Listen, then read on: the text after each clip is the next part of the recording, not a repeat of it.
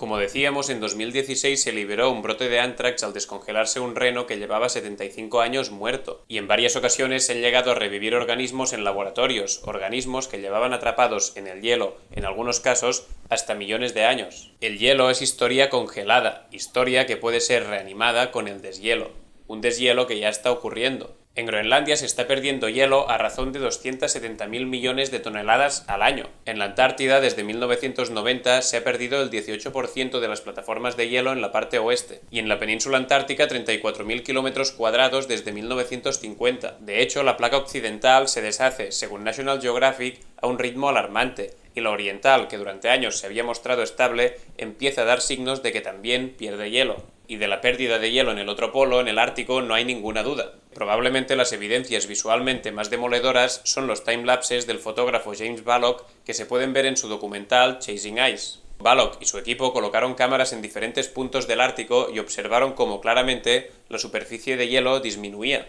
Los osos polares lo están pagando ya. Varios estudios confirman que con el deshielo les cuesta más encontrar alimento y sufren inanición. El cambio climático es la mayor amenaza para su supervivencia. Hace pocos días llegó a la ciudad siberiana de Norilsk, a cientos de kilómetros de su hábitat natural, una osa polar exhausta y hambrienta. El permafrost también se derrite. Un estudio confirmó en 2010 que la línea del permafrost de la bahía James, en Canadá, había retrocedido 130 kilómetros en los últimos 50 años. Otro más reciente, de 2019, eleva la alarma. El permafrost del Ártico se está derritiendo 70 años antes de lo previsto. Los glaciares también desaparecen. En el Glacier National Park de Estados Unidos, en 1850, había unos 150 glaciares. En 2015 solo quedaban 26, y los datos muestran que todos ellos han disminuido de tamaño. Volviendo a las enfermedades, el hielo se derrite y de ahí pueden salir virus y bacterias que no conocíamos. Pero por ahora las peores noticias no son de posibles infecciones milenarias que podrían resucitar, sino de enfermedades actuales que se expanden como la pólvora. El hábitat de los mosquitos transportadores de infecciones ha sido durante muchos años limitado, pero esos límites están desapareciendo. En 2016 hubo en Brasil el peor brote de fiebre amarilla en 80 años que dejó perplejas a las autoridades y a la comunidad científica, y la llamada enfermedad de Lyme ha sido definida como la primera epidemia del cambio climático. En su libro, la investigadora Mary Beth Pfeiffer señala que se han documentado casos de Lyme en Japón, Turquía y Corea del Sur,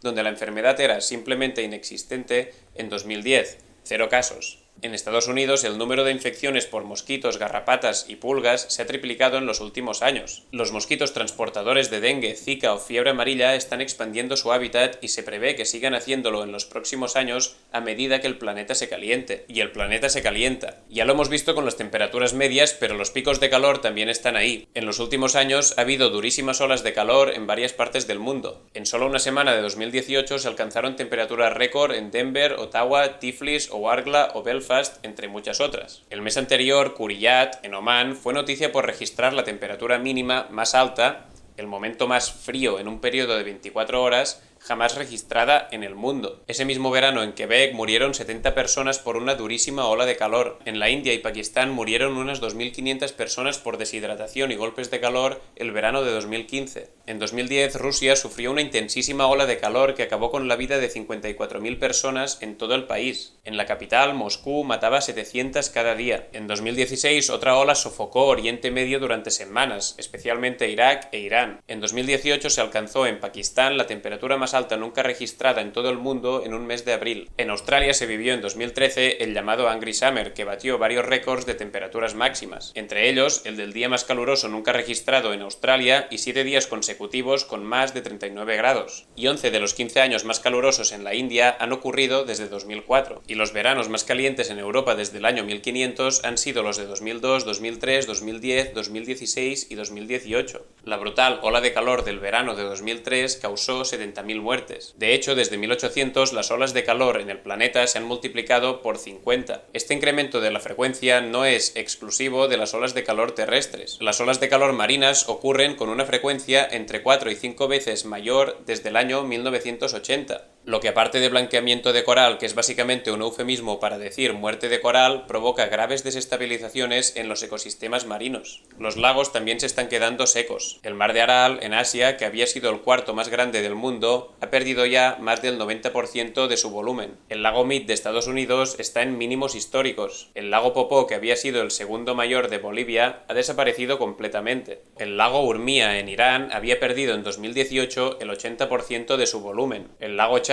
ha desaparecido casi completamente. La primavera de 2017 hubo una sequía que provocó una hambruna sin precedentes en 4 países a la vez: Somalia, Sudán del Sur, Nigeria y Yemen. 20 millones de personas en alto riesgo de morir de hambre. El Amazonas sufrió en 2010 su segunda 100-year drought, una cada 100 años, en menos de 5 años. El desierto del Sáhara se ha expandido un 10% desde 1920. Ciudad del Cabo estuvo a punto de llegar al dramático día cero en 2018. Básicamente el día en que los grifos de la ciudad quedarían completamente secos. El gobierno alertó de que sería lo peor que habría enfrentado una gran ciudad desde la Segunda Guerra Mundial. Hubo durísimos racionamientos y el ejército ya estaba preparado para tomar las instalaciones y reservas de agua. Algo igual de crudo había ocurrido en Sao Paulo en 2015. En 2018 la ciudad india de Shimla estuvo también días con los grifos secos y hace nada, en 2019, Chennai vivió exactamente lo mismo. Hasta 4.000 millones de personas, 2/3 partes de la población mundial, viven hoy en situación de escasez de agua al menos un mes al año. La ciudad estadounidense de Phoenix ya contempla planes de emergencia ante la escasez de agua, y Londres empieza a preocuparse por ello. Además, las tierras fértiles disminuyen. 12 millones de hectáreas de suelo fértil se pierden cada año solo por la sequía y la desertificación. En Estados Unidos la pérdida es 10 veces más rápida que la regeneración natural de la tierra. En India y China es 30 o 40 veces más rápida. Y la calidad de lo que plantamos también empeora. Según el biólogo Irakli Loladze, cada hoja y cada brizna de hierba en la tierra generan más y más azúcares a medida que los niveles de CO2 siguen creciendo. Estamos siendo testigos de la mayor inyección de carbohidratos en la biosfera en toda la historia humana, inyección que diluye otros nutrientes de nuestros alimentos. Desde 1950, muchos de los nutrientes buenos de las plantas que cultivamos, proteína, calcio, hierro, vitamina C, entre otros, han disminuido. Según Loladze, el efecto de esto es que la comida tiende a ser cada vez más como junk food, comida basura. Tras los incendios de California, estuvo días literalmente nevando ceniza. El aire fue catalogado durante días como el más sucio del mundo. Pero este no es el único caso de polución relacionada con el cambio climático. Después de las inundaciones de Harvey, la ciudad de Houston vio como un aire inaguantable empezaba a salir de las refinerías y petroquímicas. Se contabilizaron más de 100 fugas tóxicas por tierra, agua y aire. Benceno, cloruro vinílico o butadieno son algunos de los carcinógenos que fueron liberados. El llamado apocalipsis de China el año 2013 llegó tras una ola de frío que obligó a un mayor uso de carbón, seguida de una rara inversión de temperatura que atrapó las emisiones bajo una capa de aire caliente. En la escala del índice de calidad del aire, Pekín llegó a los 993 puntos. Las advertencias empiezan en los 51-100 puntos y la escala termina en los 500. Se cerraron aeropuertos y carreteras y las hospitalizaciones de niños con los pulmones llenos de suciedad se dispararon. El 2018, en Seattle, el aire se declaró no saludable para todas las personas por contaminación de humo de incendios. El cambio climático también está causando la muerte de los océanos. Estos absorben anualmente el 26% de las emisiones de CO2 causadas por los humanos. Esta absorción provoca la famosa acidificación de los océanos. ¿Qué significa? Pues que su pH disminuye. El agua se vuelve más ácida porque tiene más concentración de CO2. En aguas más ácidas, los corales, crustáceos, moluscos y otras especies que necesitan calcificar para desarrollarse lo tienen más difícil. Las larvas de los peces tienen más dificultad para crecer y afecta también al olfato y al oído de algunas especies. Ya hemos hablado del blanqueamiento de coral o muerte de coral que ocurre con el calentamiento de los océanos. Los corales son organismos extremadamente sensibles y cualquier variación de las condiciones la notan muchísimo. La gran barrera de coral de Australia da literalmente pena. Un reciente análisis observó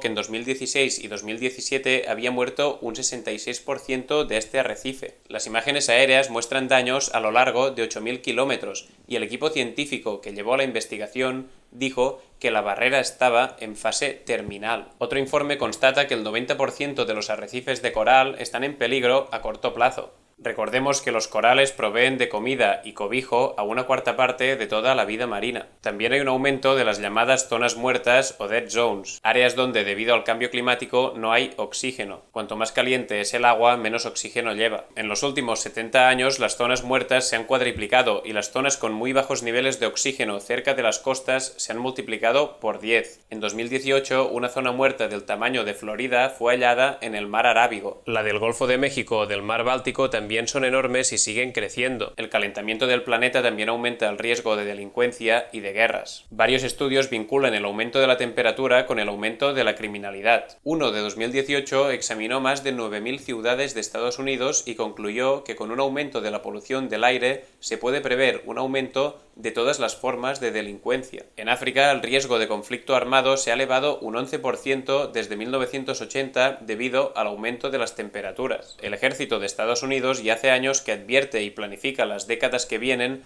teniendo muy en cuenta los efectos del cambio climático. Otro informe advierte que el surgimiento de grupos armados como Boko Haram o ISIS puede atribuirse, en parte, a la fallida de los cultivos, la sequía y escasez en las regiones donde proliferan estos grupos. Por otra parte, los refugiados climáticos ya son una realidad. ACNUR, la Agencia de la ONU para los Refugiados, utiliza desde hace años el término. La sequía de Afganistán en 2018, el ciclón tropical en Samoa, las inundaciones en Filipinas o los huracanes Harvey o Irma en Estados Unidos provocaron millones de ellos. En 2017 había más de 18 millones de desplazados por desastres climáticos. Las islas del Pacífico son de las más amenazadas por el cambio climático. Kiribati o Tuvalu están ya en riesgo altísimo de desaparecer, igual que las Islas Marshall. De hecho, Nueva Zelanda ya ha creado una visa para refugiados climáticos de las islas. El que era ministro de Exteriores de las Islas Marshall en 2015 habló de genocidio para referirse a la catástrofe que ocurrirá en las islas del Pacífico en los próximos años. Sin embargo, a pesar de todas las evidencias que tenemos, algunos políticos siguen negando el cambio climático. Los ejemplos más claros son Donald Trump en Estados Unidos y Bolsonaro en Brasil. El primero, ante un informe hecho por su propio gabinete